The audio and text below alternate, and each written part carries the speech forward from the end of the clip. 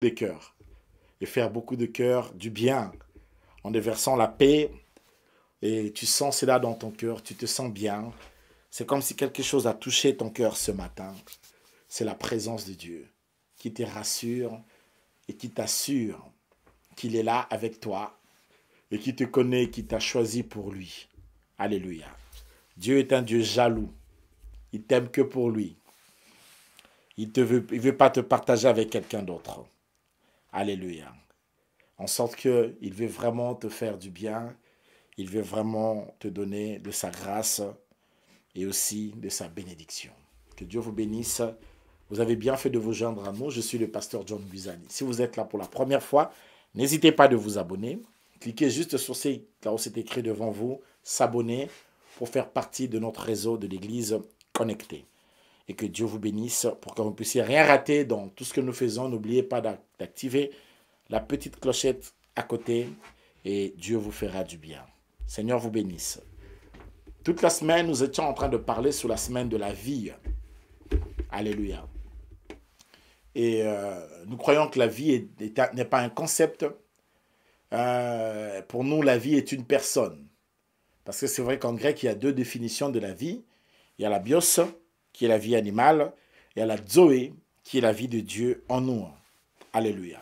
Et dans cette semaine, nous sommes en train d'aborder dans notre texte de Matthieu, chapitre 15, verset 13, qui dit, dont Jésus répondait aux disciples qui lui posaient la question sur le fait que les pharisiens étaient scandalisés d'entendre que lui, Jésus, disait que ce n'était pas ce qui entrait dans la bouche qui suyait, mais c'est ce qui sortait de l'homme qui suyait, évidemment. C'est ce qui sort qui suyait. Voyez-vous, parce que ce qui sort, c'est ce qui émane de l'âme. Alors Jésus est en train de dire que toute plante qu'il n'a pas plantée, mon Père sera déracinée. Alléluia. Alléluia. Toute plante qu'il n'a pas plantée, mon Père. Évidemment, il parlait sur la doctrine des pharisiens, mais aussi, il parlait, ça c'est Matthieu que nous avons lu, n'est-ce pas? Chapitre 15, verset 13, ok? Et, mais aussi, il parlait de... Bon, j'entends dans mon cœur qu'on doit lire ça, je préfère alors qu'on lise ça, c'est mieux. Alléluia. Prenons Matthieu chapitre 15, lisons notre verset, pour que nous soyons au diapason de tous ceux qui sont là peut-être pour la première fois et qui n'ont pas assisté. Le verset 13, j'ai lu au nom de Jésus. Il répondit, toute plante que n'a pas planté mon Père céleste sera déracinée. Alléluia. Je répète au nom de Jésus de Nazareth, je prends la version Summer. J'ai dans la version Summer. Il leur répondit, toute plante que mon Père céleste n'a pas lui-même plantée sera arrachée. Que mon Père céleste n'a pas lui-même planté. Notre Dieu plante. Nous parlons un peu ce matin sur ça. Et quoi que nous allons dire des choses, un peu continuer ce qu'on a commencé la fois passée et puis finir avec comment est-ce que Dieu plante. Alléluia. Que Dieu vous bénisse. La vie d'un homme est un reflet des semences qui sont invisibles. Les semences invisibles, c'est elles qui font la vie d'une personne. Tel que tu es, tout ton reflet extérieur et puise sa raison dans ton existence dans l'invisible. C'est la relation qu'il y a entre la plante et la graine. La plante est visible, mais la plante émane de la graine. La graine a assez d'énergie, assez de vitamines, des protéines, des lipides et de tant d'autres choses dont nous avons parlé, même de l'eau et tout ça dans la graine, qui fait que lorsque la graine est plantée, la graine finit par grandir et refléter. Alléluia. Il y a certaines situations, même de pauvreté, qui sont des semences qui sont plantées.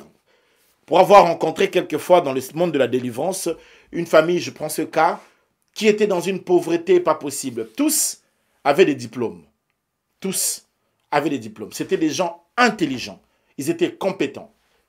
Mais ils vivaient dans une pauvreté démoniaque. Mais c'était quoi le problème? Le père a eu beaucoup d'argent, mais dans le monde occulte. Et cela a sémé des semences dans les âmes de ses enfants. Du coup, leurs enfants vont étudier, mais leurs enfants ne vont pas réussir. Pourquoi?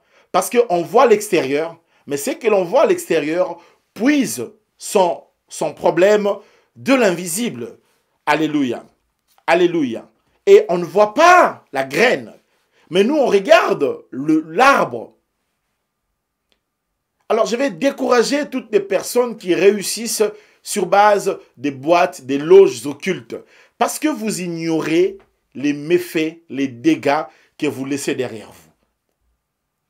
Parce que vous ignorez ce que vous faites à vous-même, le mal que vous faites à vous-même.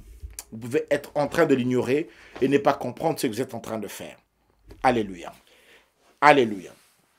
Du coup, ici, Jésus dit que la plante que le Père Céleste n'a pas plantée lui-même, ça va être déraciné. Mais cette plante, c'était quoi? C'était des personnes, des pharisiens, mais c'était aussi quoi? C'était aussi leur doctrine. Évidemment que tous les pharisiens n'étaient pas mauvais, mais il y en avait des très mauvais. Voyez-vous, tous n'étaient pas mauvais. Un gars comme Gamaliel n'était pas mauvais. Un gars comme Nicodème n'était pas mauvais. Voyez-vous, mais il y en a eu de ceux qui n'étaient pas bien, etc. Et là, nous revenons sur ce que nous étions en train de dire la fois passée, la semaine passée et tout ça, vendredi plutôt, vendredi sur cette logique des graines, des plantes qui sont plantées. Dieu lui-même doit planter. Si Dieu plante sa vie en toi, ça va germer et tu vas prospérer.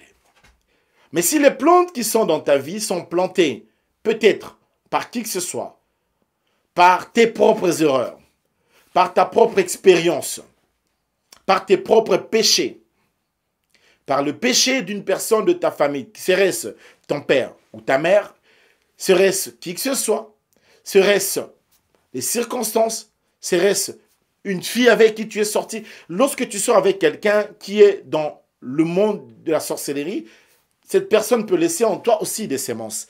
Et on va un peu étaler certaines choses aujourd'hui. Alléluia. Cependant, donc il y a des semences que Dieu plante, et si Dieu n'a pas planté, l'ennemi peut aussi venir planter la semence. On connaît tous la parabole un peu du semeur. Alléluia. Et même la parabole de l'ivraie et du blé.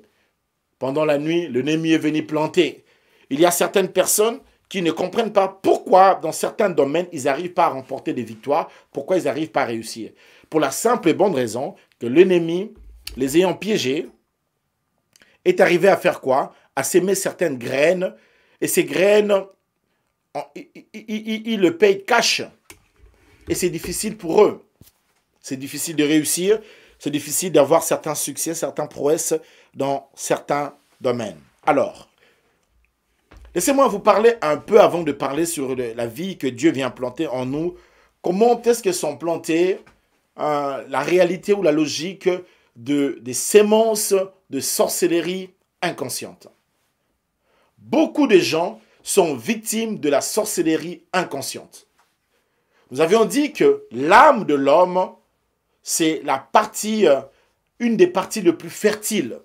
Parce que l'âme de l'homme, par définition, c'est quoi? C'est le siège de la personnalité d'une personne.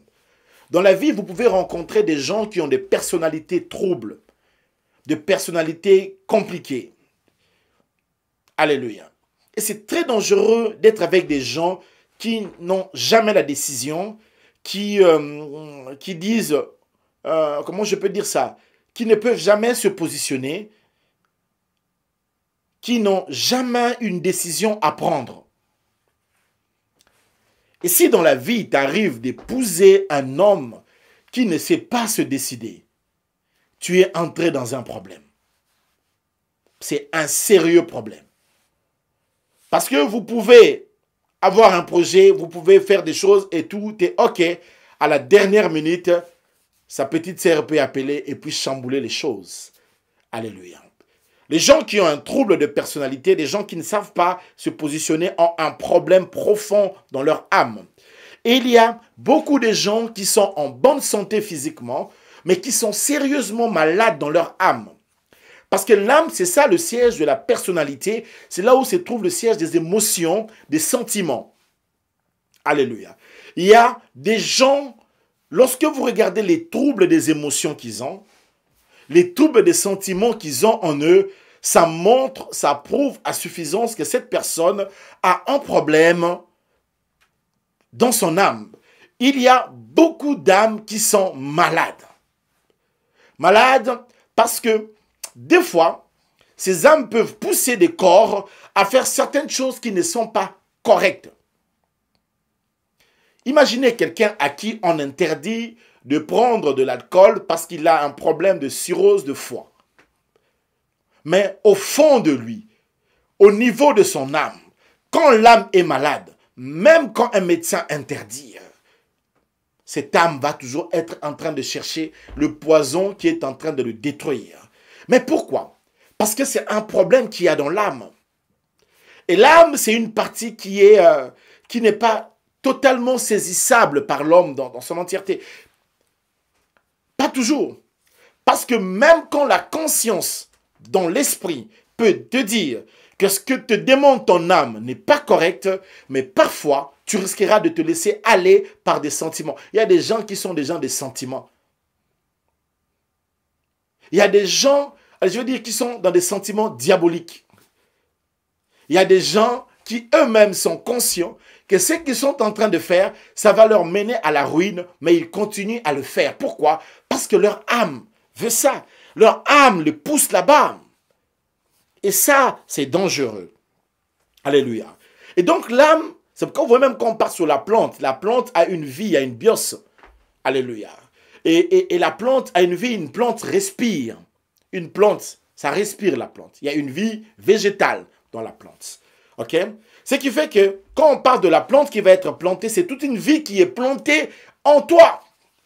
Et lorsque c'est Dieu qui a planté, chouette, tu es béni. Mais si ce n'est pas Dieu, alléluia, ça devient compliqué. Alléluia. Alors, maintenant, qu'est-ce qui se passe dans certaines réalités? Il y a d'autres personnes qui développent ce qu'on appelle une sorcellerie inconsciente. Ce qui en effet, c'est quoi? C'est simplement des semences que l'ennemi est venu planter dans leur âme. Et leur âme va assez refléter cette situation, va assez manifester ce problème. Alléluia. Alléluia. Et cela peut arriver à n'importe qui. Tu peux avoir des enfants qui ont des problèmes de sorcellerie inconsciente. Ça peut être ton mari, ça peut être ta femme, ça peut être qui que ce soit. Alors maintenant, je ne veux pas qu'on soit une église qui soupçonne les gens. Ne sois pas là à soupçonner ton mari. Tu dis, toi, je te vois dangereux, toi, tu n'as pas la sorcellerie inconsciente. Non, c'est pas ça. Que je déteste ce genre de christianisme du soupçon. Les choses devraient marcher par révélation. Et non par soupçon. Et l'amour ne soupçonne pas. Parce que là, maintenant, toi, tu seras en train de soupçonner tout le monde. Ah, ça, je vois, ça, c'est la sorcellerie. Hein? Ça ne fonctionne pas comme ça. Est-ce que Dieu t'a dit que c'est ça? Alléluia. Alléluia. Non, mais j'aime pas ce christianisme et toutes ces églises qui passent tout leur temps à trouver que tout le monde est sorcier. C'est pas sérieux non plus. Après, c'est vrai qu'il y a des cas des gens qui sont dans la sorcellerie et il faut les traiter. Et surtout des cas de sorcellerie inconsciente, une personne ne sait même pas qu'elle a un problème. La personne ne sait pas. Mais il y a un problème dans la personne. Et cela est fait d'une manière assez intelligente. Et parce que je vous ai expliqué que l'inconscience, pas la conscience. L'inconscience est une partie de l'homme. Donc l'homme ne peut pas se connaître à 100%. Parce qu'il y a une partie de l'homme que l'homme ne gère pas, que l'homme ne contrôle pas, que l'homme ne comprend pas. Seul le maître de l'âme, le créateur de l'homme, alléluia, l'éternel, lui seul, Elohim, nous connaît mieux que nous-mêmes. Alléluia. Voilà pourquoi quand il envoie son esprit, il l'envoie au fin fond de nous. Parce qu'il nous rend d'être des gens bien, alors je vais dire ça comme ça, même inconsciemment. Tu ne sais pas que tu es bien, tu ne comprends même pas, mais tu es quelqu'un d'inconsciemment bien. Allez, tu es conscient, bien, et même inconsciemment, tu es quelqu'un de bien. Pourquoi? Parce que le Saint-Esprit, il fait le job au-dedans de toi et à l'intérieur de toi. Alléluia. Alors, maintenant, comment arriver parfois à détecter qu'il y a un souci, qu'il y a un problème? Il y a trop de choses à dire là-dessus. Je pourrais peut-être avancer 4 points seulement aujourd'hui, si Dieu m'aide. Et la fois passée, je vous ai expliqué que dans la sorcellerie inconsciente, il y a des cas qui se cachent. Quelqu'un peut le voir comme ça et peut croire que c'est normal. Alors, la fois passée, je vous ai parlé du cas de cette sœur qui, étant dans la sorcellerie inconsciente, et dans cette sorcellerie, c'était des semences qui sont sémées, évidemment, une vie de péché, mais elle, son cas, c'était une vie d'impudicité. une vie d'impudicité. Et dans cette vie-là d'impudicité, elle devait faire de l'argent pour nourrir tout le monde dans la famille. Quel jeep n'a-t-elle pas acheté pour ses frères et sœurs? Quelle maison n'a-t-elle pas offerte à ses frères et sœurs, à ses parents, à tout le monde dans la maison? Parce qu'elle était utilisée dans la sorcellerie inconsciente. Elle ne savait pas. Elle ne comprenait pas pourquoi elle attirait toujours à elle des hommes qui ont beaucoup d'argent.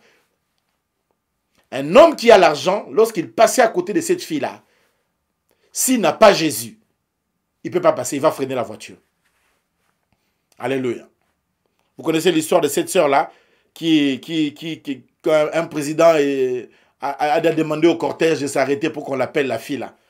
Le président est en train de passer, il est allé prendre notre président qui venait de notre pays. Il voit une fille en chemin, il dit au cortège, arrêtez-vous, arrêtez-vous, arrêtez. Le cortège a refusé, il a dit, je suis le président, arrêtez-vous. J'ai vu une fille là, j'ai besoin qu'on me l'amène. Vous voyez combien l'âme est dangereuse. C'est anormal ce qu'il fait parce qu'il risque même sa vie. Si jamais il y a des gens qui peuvent le faire du mal. Mais lui, ça ne le regarde pas. Lui, c'est la fille qui le regarde. Ça, c'est une âme malade. Alors, beaucoup de vies de péché, de sexualité, c'est aussi des vies qui sont cachées dans une forme de sorcellerie inconsciente et les gens ne savent pas. Les gens ne savent pas. D'ailleurs, quelqu'un peut aussi recevoir une sémence de la sorcellerie par des rapports sexuels. Ça peut arriver. Ça peut arriver qu'un garçon qui est dans la sorcellerie couche avec toi et te donne aussi de l'envoûtement de la sorcellerie. Ça peut arriver. D'ailleurs, le terme sémence, je crois que c'est spora, quelque chose comme ça. C'est le même terme qu'on utilise pour la sémence d'homme. C'est le même terme. La sémence des hommes, c'est le même terme que la sémence dans le grec biblique. Alléluia. C'est le même terme, c'est pas différent. Alléluia. Alors, bien-aimé dans le Seigneur, il faut faire très attention avec sa vie. Des fois, tu peux te rendre compte que comment je peux dire, tu fais un désordre sexuel à un point pas possible. Il y a des jeunes gens qui ont une vie de sexualité qui est dangereuse et qui est destructive. Ça, vous pouvez croire que simplement, il est tête en l'air. Non. Il a un problème de sorcellerie. C'est quoi le but? On lui met une sémence de vie de péché sexuel pour le tuer. Il y a de ces sorcelleries dans la famille, quand on veut tuer quelqu'un, ils ne vont pas le sacrifier d'une manière normale comme ça. Qu'est-ce qu'ils vont faire? Ils vont lui mettre une sémence de vie de péché. Comme c'est une vie qui est dans la personne, c'est plus fort que la personne. Lorsque on pose dans une personne la sémence de la vie du péché, par exemple un péché sexuel, c'est plus fort que cette personne. C'est de la sorcellerie. En fait, le but, c'est de le tuer. Mais pour arriver à le tuer, ils prennent du temps, on lui met comme ça, et le monsieur ou la jeune fille va devenir en l'air. Et quand tu vas devenir en l'air, jusqu'à ce que quelqu'un de malade va le rencontrer, et la personne va avoir une maladie qui va l'amener à la mort. Donc, c'est une mort programmée. De toute manière, la vie du péché sexuel est une mort programmée. Dans ce monde ici où il y a tellement de maladies, tellement de réalités spirituelles, il ne faut pas s'hasarder à avoir une vie de désordre. Il ne faut pas s'hasarder. Pour rien au monde. Pour rien au monde. Pour rien, même gratuit. Il ne faut pas le faire. Atteint au fêlé. Alléluia. Donnez-moi un amen que je vous parle un peu. Est-ce que je peux avancer? Est-ce que je peux dire quelque chose? Donc là, c'est une sorcellerie. On le détruit. On détruit la jeune fille. Et puis elle part, elle amène de l'argent en famille, mais c'était pour que sa vie soit courte. Elle ne veut pas vivre longtemps. C'est une autre manière d'amener de l'argent, mais après, sa vie va mourir. Elle-même n'aura rien construit, elle n'aura rien laissé par la suite, et sa vie ne sera qu'un désastre. Mais maintenant, vous voyez une personne comme ça, si elle n'a pas rencontré Jésus, qu'est-ce qu'elle est arrivée? Elle est mourir jeune. Elle a laissé ses enfants en ville. Les enfants de cette femme-là allaient tellement souffrir. Pourquoi? Parce que les portes là que leur maman a ouvertes, les répercussions vont venir sur eux. Et ils vont avoir des domaines dans la vie pour qu'ils arrivent à franchir. Ça va être très compliqué. Il y a certains domaines que nous avons du mal à franchir, dû à certaines sémences. Et des sémences de sorcellerie. Voilà pourquoi cet après-midi, je prie que toutes les mauvaises sémences qui étaient déposées en toi ce matin plutôt, je les arrache au nom de Jésus. Alléluia. Que cela soit déraciné. Parce que ce n'est pas Dieu qui l'a planté. Parce que ce n'est pas Dieu qui a planté cette vie-là du péché. Alléluia. Alléluia. Vous connaissez ces gens de familles qui consacrent leurs enfants à des déesses lorsqu'ils sont faibles, encore enfants, garçons, et on dit que c'est pour qu'ils puissent avoir un libido puissant, qu'il soit viril, pour la virilité, et on va permettre à un enfant qui est encore enfant d'entrer en contact avec certaines personnes spirituelles et coucher ensemble pour que l'enfant, quand il va grandir, qu'il soit viril, et c'est comme ça. Et il y a certaines sorcelleries qui se cachent dans des coutumes comme ça. Il doit y avoir une coutume où on encourage un peu des choses comme ça et on dit non, c'est pour que le garçon soit fort comme ça quand il sera grand, etc. Mais vous ne savez pas, c'est qu'on sème dans la vie de cette personne. Et cette personne devient une grande personne et puis qui vient ici, il vient t'épouser toi, tu as épousé le problème. Au bali problème. Tu y es dans un problème. Sérieux. Sauf si Jésus est passé avant, si la croix est passée avant. Si Jésus a sauvé. Parce que quand Jésus sauve, il ne laisse pas un iota de ces choses. Quand il déracine complètement. Il ne laissera même pas un iota. C'est pourquoi même si qui que ce soit a fait n'importe quelle erreur, et que n'importe quelle sémence diabolique ou de sorcellerie inconsciente ou consciente que sais-je a été déposée en toi, ce matin, je viens te dire que le Seigneur l'arrache. Alléluia. Comment tu peux dire avec moi, Jésus l'a arraché. Comment tu peux le dire avec moi ce matin? Jésus l'a arraché. Il a arraché cela. Il a arraché cela. Et avant de passer à un autre point, j'aimerais dire ici, vous voyez un peu ces genres de personnes à qui, quand ils vont parfois... J'étais une fois dans un pays africain et quelqu'un me racontait un peu une expérience qui s'est passée dans leur pays. C'était un peu très triste. Et un monsieur qui est allé toucher au fétiche et tout ça, on lui a dit, bon, on lui a donné une condition, on lui a dit, maintenant, cette nuit-ci, tu dois aller téter les mamelles d'une femme qui vient d'avoir un enfant. Et le gars a sillonné la ville pour aller chercher une femme qui venait d'avoir un enfant. Et il a trouvé une femme qui venait de mettre au monde. Il lui a seulement demandé une chose, s'il pouvait téter cette femme.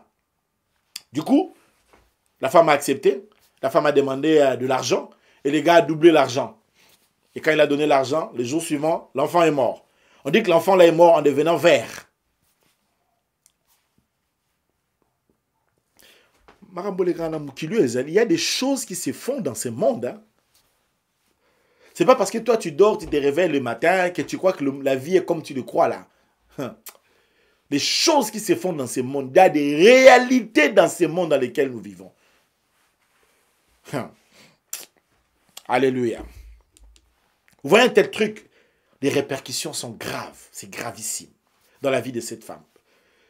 Dans la vie, quand tu sors avec quelqu'un qui n'a pas une bonne sémence, femme comme homme, il peut laisser dans ton âme certaines choses qui peuvent être néfastes. Ça peut être conscient, ça peut être inconscient. Alléluia. Voilà pourquoi tu dois te protéger. Et la protection, ce n'est pas du tout les préservatifs. La protection, c'est la fidélité et l'abstinence. Si tu n'es pas marié, abstiens-toi. Si tu es marié, sois fidèle. Si tu pars mettre autre protection, ça ne va pas te protéger des dons spirituels. Vous êtes très calme. Alléluia. Alors, là où, comment connaître encore qu'il y a encore une autre sémence de problème de la sorcellerie?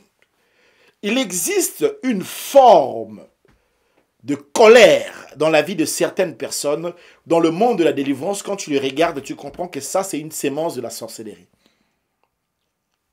Il y a colère et colère. En fait, je vais dire ceci. Se fâcher n'a jamais été un problème. C'est plutôt ce que tu fais dans ta colère. Même se fâcher, ce n'est pas un péché. Non, ce n'est pas un péché. La Bible dit, si tu te mets en colère, ne pêche point. Parce que dans le monde de la colère, il y a aussi une colère positive. Une colère pour que quelque chose change. Où tu te révoltes d'une situation, tu te révoltes du péché, tu te révoltes d'un problème, tu te révoltes de la pauvreté, tu te révoltes tu as pris la décision, une bonne révolte, ça existe. Maintenant, la colère, elle peut être sainte. Il y a des colères saintes, des bonnes colères, ça existe. Maintenant, Ici, le problème, pour comprendre que cette colère est un problème spirituel, c'est une sémence de la sorcellerie, ça existe. D'abord, c'est le genre de colère que les gens héritent. Tu peux l'hériter des parents. Tu as eu des parents qui étaient colériques, toi-même tu es très, très colérique. Comme ta mère. Il y a des gens qui se fâchent à bout de champ, qui se fâchent pour rien, qui se fâchent pour même une petite blague. Il y a des femmes avec qui ton mari ne peut même plus blaguer, il ne peut même plus plaisanter. Même une petite blague, ça devient... Alors, les sémences de sorcellerie inconsciente, c'est aussi derrière certaines colères. Et pour avoir vu un cas, une fois dans un cas de délivrance, où on chassait, on voyait des lions, des léopards, des forces des animaux, des forces animales en train de crier dans un corps. Et cette personne devenait tellement forte que même pour lui faire la délivrance, c'était difficile. Il fallait l'arrêter, il fallait faire tant de choses. Ce genre de situation, c'est en réalité un problème de sorcellerie qui est bien caché, inconsciente. C'est une colère qui est destructive. Alléluia. Alléluia. Alors, une telle personne, quand elle s'est fâchée, pour le cas de cette personne, quand elle s'est fâchée, elle faisait quoi? Elle prend d'abord un couteau ou un ciseau ou des gilettes, elle se blesse elle-même. Donc, elle s'est déjà blessée. Donc, si elle doit se battre contre toi, ou s'il y a un truc dans sa maison, ou quelque chose arrive, qu'est-ce qu'elle va faire? Elle-même, elle se blesse d'abord. Elle prend le couteau, elle se blesse, elle se coupe, elle se coupe, elle se coupe, et tout ça. Après s'être coupée, elle commence maintenant à détruire tout ce qu'il y a dans la maison. Elle prend la télévision, elle casse. Elle prend tout ce qui est vitres, elle ravage. Et ça, c'est une colère, c'est une rage. Donc, il y a Hulk dans la maison. Là, on est dans une forme de colère sorcellérique. On est dans une forme de colère diabolique. On est dans une forme de colère d'un problème qui est lié à une sorcellerie inconsciente. Ce genre de colère détruit la même. Voyez-vous, la sorcellerie, avant de détruire qui que ce soit, la sorcellerie détruit d'abord la personne elle-même. Et cette personne va se comporter de cette façon, après avoir et tout. Mais dans la vie comme ça, c'est un garçon chouette, gentil, disponible. C'est un garçon, je peux dire, généreux. Akabayako sakanate. Quand tu rencontres ses ex, ils vont toujours te dire que non, non, non, non, non. C'est un gars, waouh, chouette, très attentif, à l'écoute, disponible, généreux. Comme vous les filles, vous aimez les garçons attentifs, là, Yekunaza attentif, il te donne l'attention sans même que tu demandes. Alors une de ses copines disait, mais même quand tu es à table en train de manger, quand il est en face de toi, il ne mange pas, il te regarde. Vous voyez un peu les gens des garçons qui t'admirent comme ça. Même quand tu es à table en train de manger, lui n'arrive pas à manger, il te regarde. Il est comme ça. Mais son problème, c'est quand il se fâche. Quand il se fâche, ce n'est plus lui. C'est une autre personne. C'est vraiment le jour et la nuit. Pourquoi? Parce qu'il y a en lui cette sémence. Et lorsqu'on a retracé la lignée, sa mère, quand elle s'est fâchée, elle était comme ça. Ça remonte, ça remonte. Et ce genre de comportement de colère, ce n'était rien d'autre qu'une sémence qui était mise en lui. Et un gars pareil, vous le mettrez dans une entreprise, il peut t'appeler un jour le chef. Hein. Un jour, son chef peut dire quelque chose. Ah, bête, chef, il peut faire des dégâts. Parce qu'en réalité, il ne peut pas se retenir en face. Lui-même, il dit, il ne pouvait pas se retenir en face de la colère. Quand la colère est là, il se laisse aller. Et s'il ne tape pas, s'il ne casse pas, s'il ne libère pas cette colère-là en tapant quelqu'un, en se blessant lui-même ou en se faisant du mal, c'est grave. Il doit libérer cette frustration. Alléluia. Savez-vous qu'on a de plus en plus des enfants qui sont colériques et énervés dans nos maisons? De plus en plus. Regarde bien tes enfants. Ce matin, que Dieu déracine les germes de la colère et des choses semblables. Parce que c'est une vie, une sémence qui est mise dans la personne. Alléluia. Donnez-moi un amen que je vous parle un peu. J'ai envie de lire un amen ce matin. Vous êtes là, je vais être sûr que vous m'entendez. Alléluia. Donc, il y a des colères comme ça que tu peux croire que c'est normal. Il y a des gens qui ont des rancunes diaboliques. Il y a des gens qui ont des colères pas bien. Quand il se fâche, il est prêt à tout détruire. Alléluia. Tu ne peux pas tout détruire. Il y a des choses, il faut avoir le bon sens. Même quand tu es en colère, tu vas réfléchir, tu vas dire que non, ben non. Il faut doser. Alléluia. Donnez-moi un amen très fort, je vais dire quelque chose. Point suivant. On peut reconnaître une sémence de sorcellerie inconsciente au travers de l'attitude d'une personne qui vole, mouyibi, le voleur. Le voleur, c'est le diable. Et quelqu'un qui est habitué à voler, à voler, à voler, à voler, à voler, peut avoir un problème d'une forme de sémence de sorcellerie aussi inconsciente. Parce que le vol, là, le détruit. D'abord, sa réputation, c'est toute sa vie qui est engagée. C'est son honneur. Et c'est même l'honneur de ses parents et tout ça. Alléluia. Et cela peut commencer parfois quand quelqu'un est encore enfant. Tu as un enfant qui déplace de l'argent, qui vole les choses, qui vole quand tu n'es pas là, qui peut, etc. Il ne faut pas le couvrir quand tu vois ça. Il ne faut pas le rater non plus. Il faut guérir ce problème-là dès lors que tu sens que le problème commence à devenir. Il ne faut pas laisser du temps. Parce que si tu laisses du temps, tu ne pourras plus suivre après. Parce que quelqu'un qui a commencé comme ça, j'en connais même, qui vole son mari. Elle est avec son mari dans la maison, son mari dort, elle ouvre le sac, elle vole l'argent de son mari. Et elle faisait ça régulièrement. Et son mari ne savait pas. Et son mari se réveille le matin, mais qui a volé? On a changé de domestique même 50 fois. Alors qu'elle est là, elle sait que c'est elle qui a volé. Elle est restée calme. Alléluia. Là, c'est un problème. C'est un problème d'inconscience. Cette personne ne sait pas. Elle croit simplement et tout ça. Et voilà. Alléluia. Elle vole tellement qu'un jour, elle risquera de se voler à elle-même. Et ça pose un sérieux problème. Et ici, on vous parle ici de ces plantes qui sont... C'est une vie en elles. Il y a des gens comme ça qui ont grandi comme ça toute leur vie. Ils passent leur temps à voler. Ils volent. Maintenant, vous prenez un gars comme ça, vous lui faites ministre des Finances ou ministre, je ne sais pas, ou PDG dans une entreprise de mines. Mais c'est grave. Quelqu'un qui a déjà une sémence de vol. Mais c'est pourquoi tu vois, il y a des gens comme ça, ils volent et les salaires des agents. Ils volent, non, même, non pas. Parfois, dans certains pays, quand tu regardes, tu dis, mais c'est pas possible.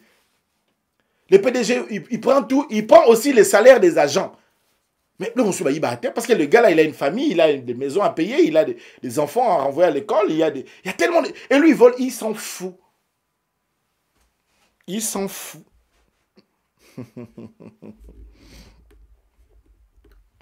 Alléluia. Alléluia. Et passons au point suivant rapidement parce que le temps qui m'est déchu, mes données n'est pas assez, je dois avancer. Alors, d'autres personnes à reconnaître avec une sémence de problèmes de sorcellerie inconsciente, c'est des gens qui divisent tout le temps. Quand cette personne-là arrive dans un endroit, vous étiez bien. Mais quand la personne arrive dans cet endroit-là, la division entre. Partout où elle est passée, elle a divisé. Partout où il est passé, il a divisé. Quand il arrive dans un endroit, il y a des problèmes. Même quand il a trouvé des gens qui étaient bien en quiétude, en paix, sa présence a mis des problèmes, a créé des choses comme ça. Ça, c'est un problème de sorcellerie. Parce que le diable fonctionne en divisant les gens. Tu nous trouves bien. C'est pourquoi j'ai toujours conseillé aux gens, quand vous vous mariez, les 2 premières années, restez seuls. N'amène pas ta petite soeur, n'amène pas ton petit frère ou ton grand frère ou qui sais-je encore dans ton... Non, restez vous-même. 2 ans. Après 2 ans, vous allez appeler les autres personnes. Toi, tu vas dans le mariage, moins de 2 ans, tu prends tout le monde de ta famille, tu pars avec eux dans le mariage. Ça va gâter.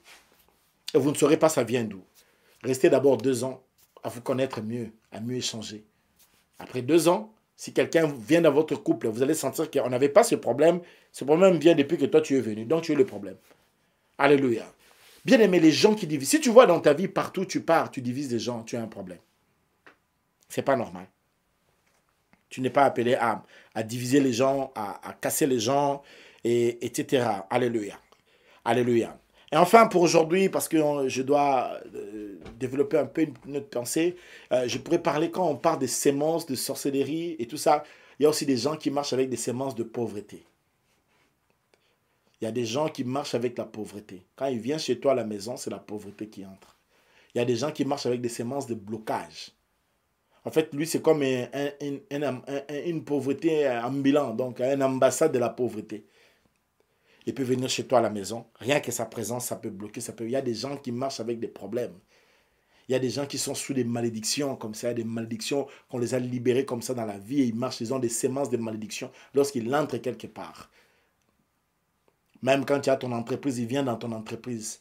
Quand il entre là, il commence à te compliquer. Tu ne comprends pas pourquoi ça ne marche pas. C'est une personne qui a un problème. Alléluia. C'est pourquoi dans chaque chose que tu fais, il faut savoir le verrouiller par la prière. Ça doit être bien protégé. Il y a des gens qui peuvent venir dans ta propre maison. Ils entrent dans ta famille. Elle épouse ton fils. Depuis qu'elle a épousé ton fils, la famille Q. Il y a des gens qui viennent dans des familles, des gens et qui divisent. Il y a des gens qui viennent avec des esprits de pauvreté. Ils viennent, ils amènent des sécheresses, ils amènent des blocages. Ça existe. C'est tellement sérieux ces choses que je prie que Dieu vous fasse grâce.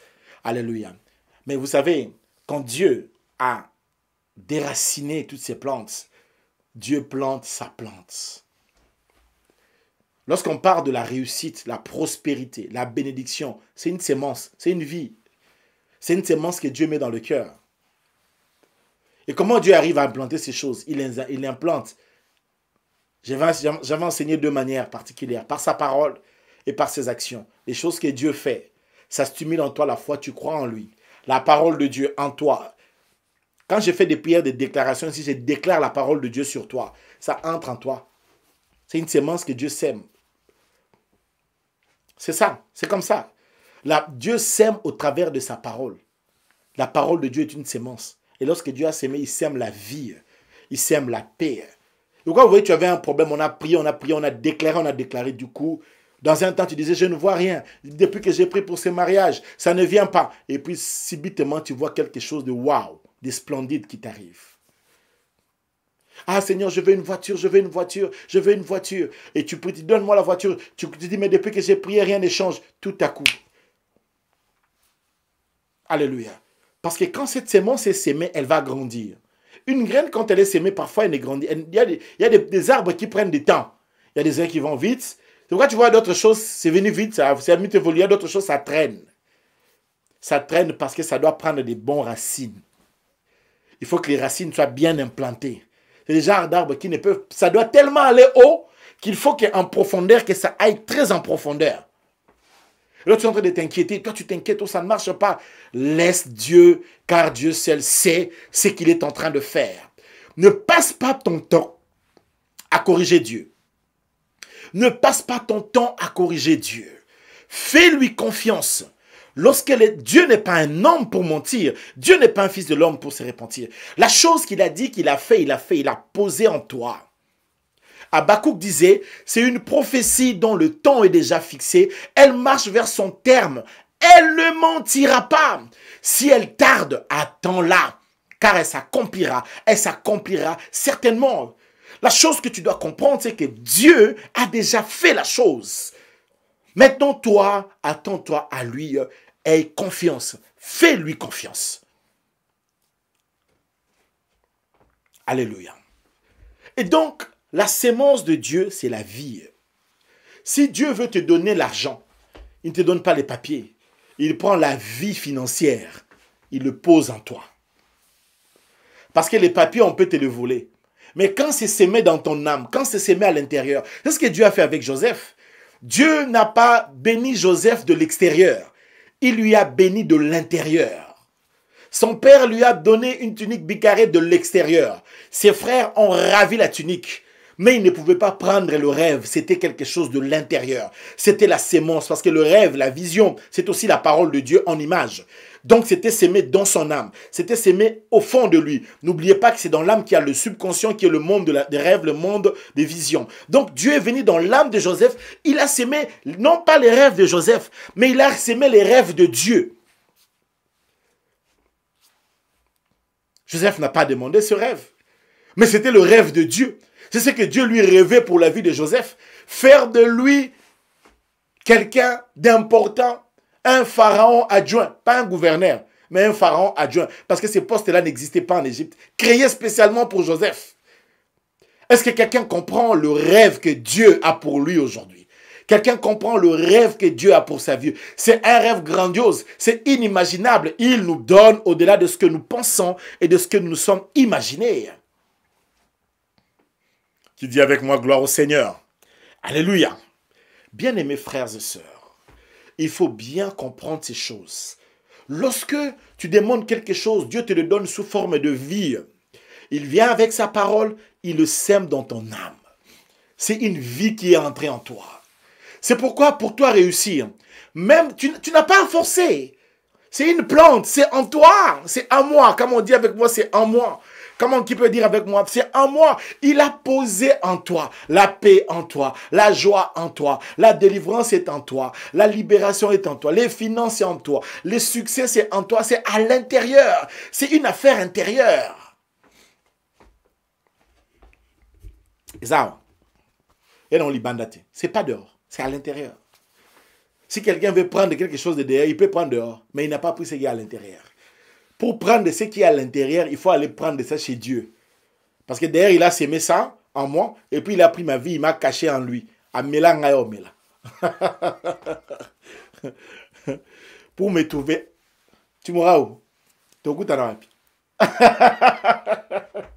faut aller trouver Jésus. Votre vie est cachée avec Christ en Dieu. Donc, il faut d'abord prendre Dieu, prendre Jésus, pour venir me prendre.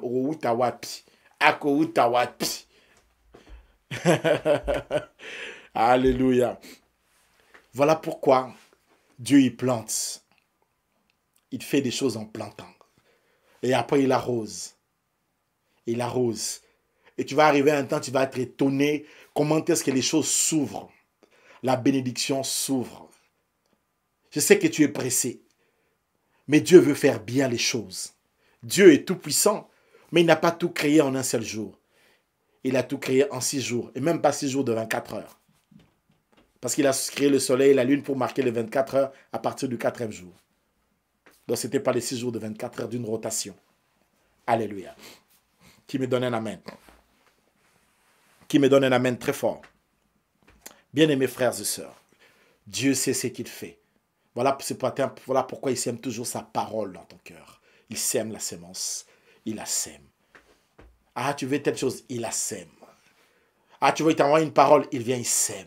Il sème. Et maintenant, imaginez, toi, tu sais combien de graines sont sémées dans cette plantation que tu es? Dieu a sémé des graines de vie. Ça grandit, ça grandit. Sois prêt. Bon gamin. Parce que ta bénédiction va scandaliser les gens.